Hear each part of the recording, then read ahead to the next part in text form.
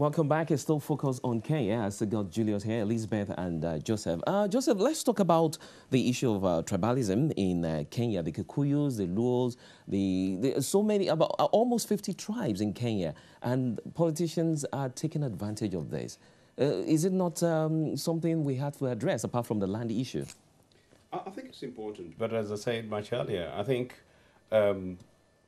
Kenya is at a phase where, if you look at the discussion about the godfathers of politics, Kenyan politics at the moment, there will unfortunately be particular individuals from major nationalities across Kenya. To the extent that in Kenya, people form alliances and over a month or weeks, and those alliances go to win elections, and people really still don't go through parties. I think, again, those are some of the things that I hope change. Because over a period of time, the more you build parties and party structures and institutions and systems, and the ordinary people begin to take hold of their political parties and their candidates on parties' issues, the more difficult it will be for some of these opportunistic things with others called nationality difference and others what you call tribalism would come in. But unfortunately, at the moment, you would say that there's an element of that. But I think both Raila and Uhuru actually articulated that it's actually possible to go across and beyond this beyond this nationality. Like I said, in 2002, it was actually possible for these guys to be able to do that. But still, you'd argue it is because key players from major nationalities as individuals. Maybe it's a bad way of putting it that probably post Kenyatta and post Oginga, we may be able to see different kind of politics, but it doesn't necessarily have to be that. I think it's up to who governs Kenya post these elections, how they carry themselves, how they carry their teams, the kind of messages that they carry for the people of Kenya. When they focus on issues, and when ordinary Kenyans are able to see that actually politics is not about patronage, but it's actually possible that whoever you elect as a leader, if you elect a competent person, they're able to deliver for you, it will change. And I think that's right and true across the entire continent. But yes, unfortunately, in Kenya at the moment, you would say relatively for this, and it's not something that I would say 8 to 9, 10 months ago. At the moment, unfortunately, I would still be able to say that yes, those difficulties still do actually exist. Yeah, Elizabeth, I was watching a news report yesterday, and they went to Kikuyu land, and they were talking to some of the voters there, and a man in his 60s was saying that Odinga, I'm sorry, the Kikuyu man, Kenyatta, is in his DNA. So if any other person is elected as a president, he would never accept that. Is that not going to be a recipe for disaster? Well, when it comes to tribalism, really, well, in the first place, you can't help when we have a majority group. It's the same here. When I was campaigning, I would go out to people and they look at me as a black person and they would feel, no, you're not British. So in a way, it's something that it's natural. It naturally comes. But this time round, I was in Kenya 2002. I was actually a presiding officer. And I've seen a lot of difference. Then days, there used to be a lot of hate speech. So the way they're conducting their campaigns at the moment, it's kind of looks, they're not really looking at the tribal lines, because they all understand if I'm a Kikuyu and I'm only voted by the Kikuyus, I need all the other people along with me. If I'm a Kalenjin and I'm only voted in by the Kalenjins, I need all the other people behind me. So it's really not possible, especially for the older people. They have that DNA in them. They still have that feeling of, right from independence, they still feel, I belong, I'm a Kamba, I can only vote for a Kamba. But with the oncoming, the new generation, really, there's going to be a change, and I've seen a lot of change. Especially, I've been following very, very closely the current campaign trails, and you can see you can go to any part of Kenya, free and fair. So I believe, in a way, it's not going to be an overnight job. It's going to take some time, but division on tribal lines, it's really coming to an end. Kenya is of age now where we see ourselves as Kenyans, irrespective, and there's been lots of intermarriages. You find so many Kikuyus married to Kambas, married to Luos, which some years ago, if a Kikuyu ever got married, especially the two main tribes, if a Luo got married or married to a Kikuyu and vice versa, that would be a division in the family. But you find at the moment, there's so much of interaction, intermarriage, areas. So I believe we are of age now. Okay, let's look at the candidates. Julius, Odinga is a Luo, whereas Kenyatta is from the Kikuyu tribe, and his running mate, that's talking about Ruto, is from the Kalenjin. Is that not going to be an advantage for the coalition between Ruto and Kenyatta against Odinga? The politics, the way it's kind of laid out now and is playing around, of course, from people who don't know Kenya, they're saying that if you join Ruto and Kenyatta, Kalenjin and Kikuyu, then you may think about them winning because Raila is Luo. But also when you look at Luo, his running mate is Kamba. All those 4 tribes are major tribes, millions of people. I'm talking about millions of people, each tribe. Now, what about other Kenyans? You know, Kenya has got precisely 42 tribes. So sometime when I see the Western media talking about Kenya, talking about Kikuyu and Luo, you miss the plot. There's about 40 tribes, which actually can determine an election in a landslide, to the extent that the 2 tribes may not take anyone to parliament, or vice versa. So what I'm trying to say is that at the moment, each presidential candidate, whichever tribe they come to, they've realized that their tribesmen cannot take them to State House. They cannot make them a president. They cannot, even if they were to vote as a bloc, the Kikuyu alone cannot take Uhuru Kenyatta to parliament. The Luos alone cannot take Raila Odinga to parliament. And any other presidential candidate, basically. Because you know what? Kenya is about 42 tribes. And what my sister said is very important.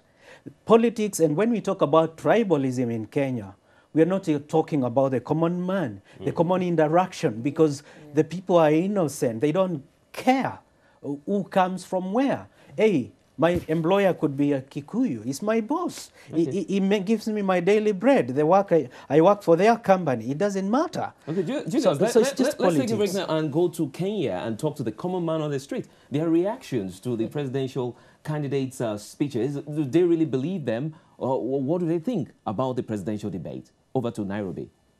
I think they raised, some of the issues were raised, but I think part of the problem with this, especially with this phase of the debate, was that it was dealing a lot with, personal scandals, which, although I admit it was important for the general public to know what happened in each of those scandals, but they took a higher precedence to the real issues. So by the end of the debate, it felt like, we just ended up learning a bit about the different scandals each of them was involved in without really tackling the issues. At the end of the day, there are more questions than answers. Okay, more questions than answers. Elizabeth, your reaction to that? Actually, you find that in that debate, these candidates were not given a chance to deal with the real issues that involve the common mwananchi, the common man in Kenya, because they all went in with a preconceived mind of, this is Raila Odinga, this is what I'm going to deal with. But I think we should have had maybe time for another debate which would have dealt with the issues, the real issues that involve, everybody in Kenya. Because come to tribalism, come to land issues, really, these are not issues that could be sorted on that particular day when they had the debate. So I feel the candidates were not given enough time. They were not given enough time to express themselves, to sell themselves to Kenyans, as it should be. Okay, Joseph, there is still one contentious issue, which is very, very important.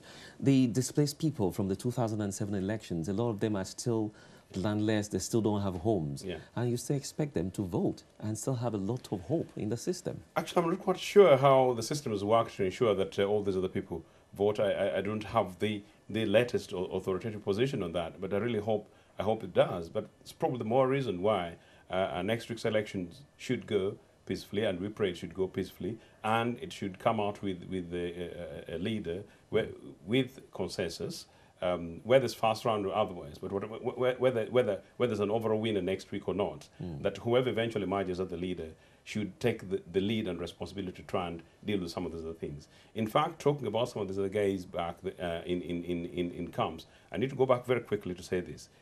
My own opinion about the violence in 2007 was not that tribalism caused it. It was simply a failure of a system and a failure of leadership. That's my opinion.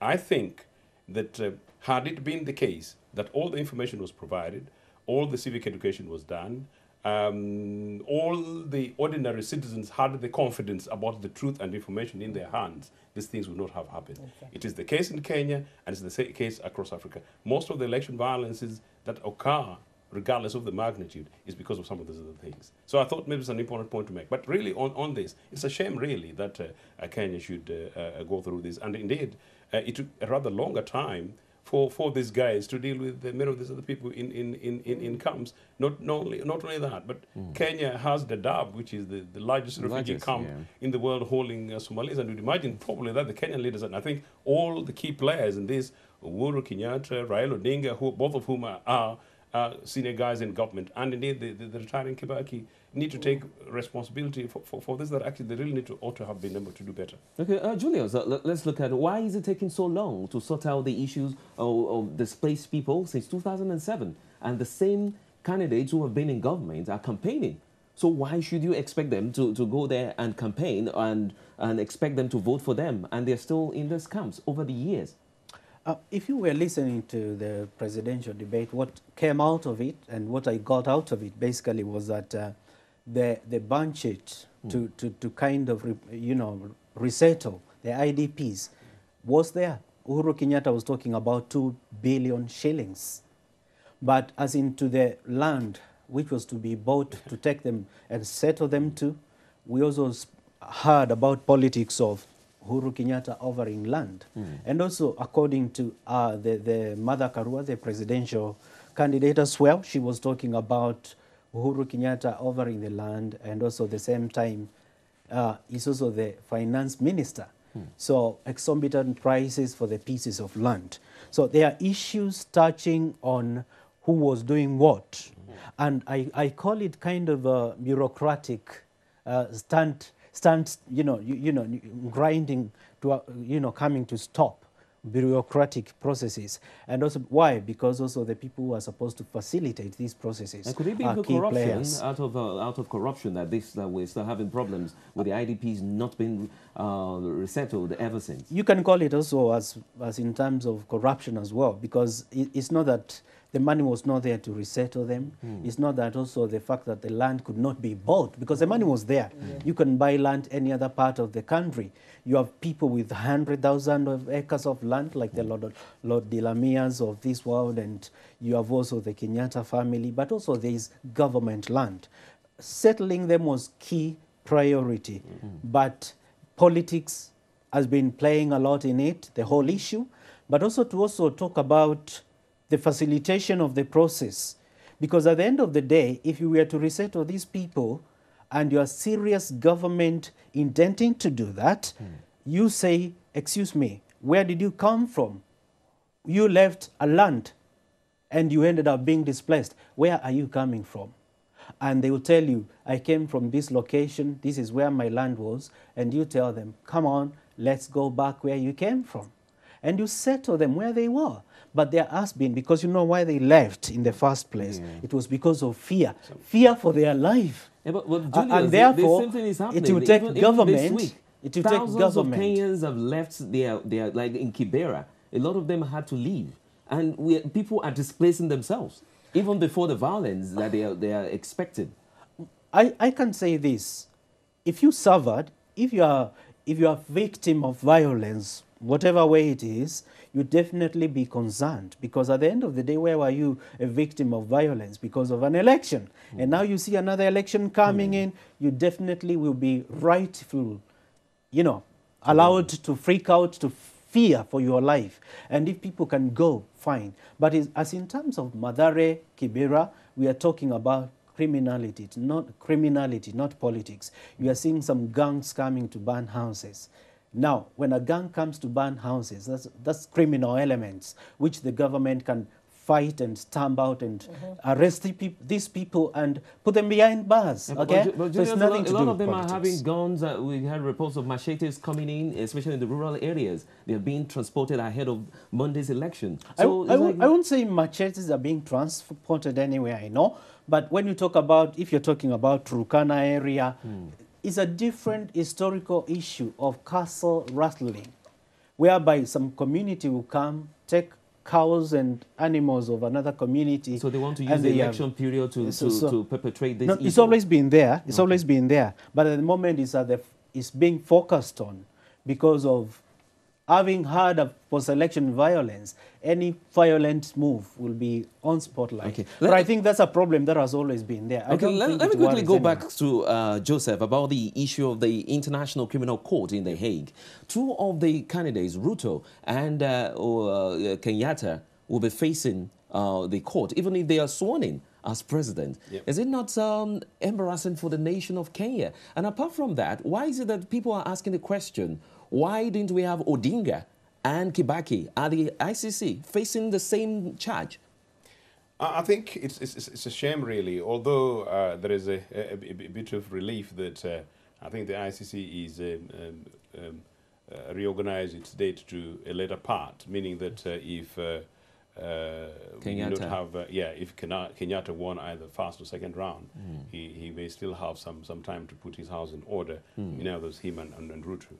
But two quick things. One is that some of these are the makings of these guys. And again, I am fundamentally anti anything imperialist. I'm excessively Pan-Africanist. And I feel very strongly about some of these other things. I suggest that ICC is a substantially double standard kind of stuff, for which Charles Taylor is in The Hague, and people have died in the Congo and nobody has taken responsibility, for example. And yet all these are as a result of fueling arms by sitting leaders. But that having been said, very quickly, as I understood it, Raila was an early advocate for this matter to be resolved in Kenya.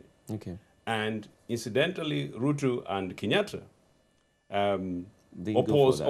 opposed that. And had they actually agreed that the thing be resolved in Kenya, they would not have gone to ICC. Okay, so let's take a very quick break. We're still looking at East Africa's biggest economy, Kenya's elections.